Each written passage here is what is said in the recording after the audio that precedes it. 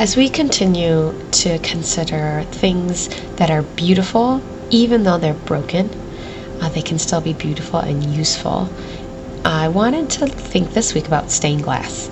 So I went over to my friend Lori's house, and Lori's house is filled with a lot of glass. There's glass sheets, but there's also a lot of broken glass. Actually a lot of broken glass, stored by color in every size and shape, and every piece will be used, she told me. So she wanted to show me how to make a piece from beginning to end. The first part is choosing just the right piece. And for today's example, we made a heart. So she drew the heart onto the glass, and that's when then she's gonna get to cut it.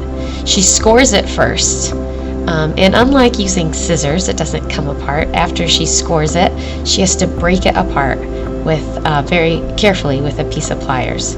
But the edges are still jagged, and even those little tiny pieces are going to be used for another project. She scores it several times, breaking it apart in different pieces, and then has to grind it because it's still sharp. There's all these little corners and all these little points that it can cut.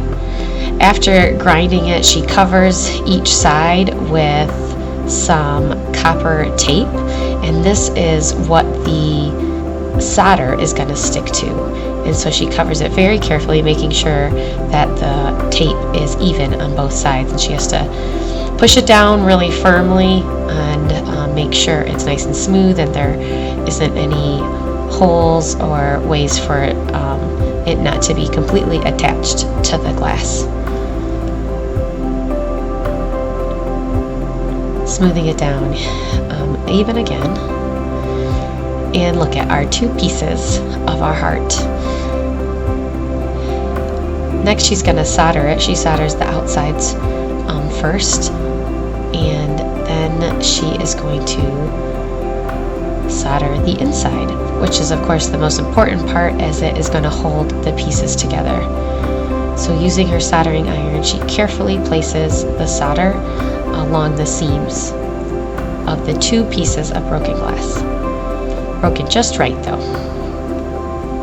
And last she's going to add the solder to the outside so that it all matches and looks nice. This actually doesn't make it stronger or anything, it just makes it look nice.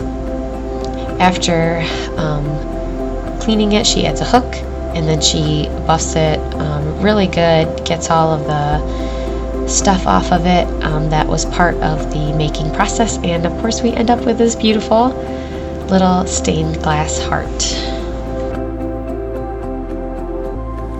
I just love stained glass, and I love the reminder that broken things can be sometimes the most beautiful. Sometimes even our own brokenness might leave us misshapen, with a lot of sharp and jagged edges, but with the Holy Spirit guiding us, shaping us and smoothing us out, God can bring all the broken pieces of our lives together and tell a beautiful story through us.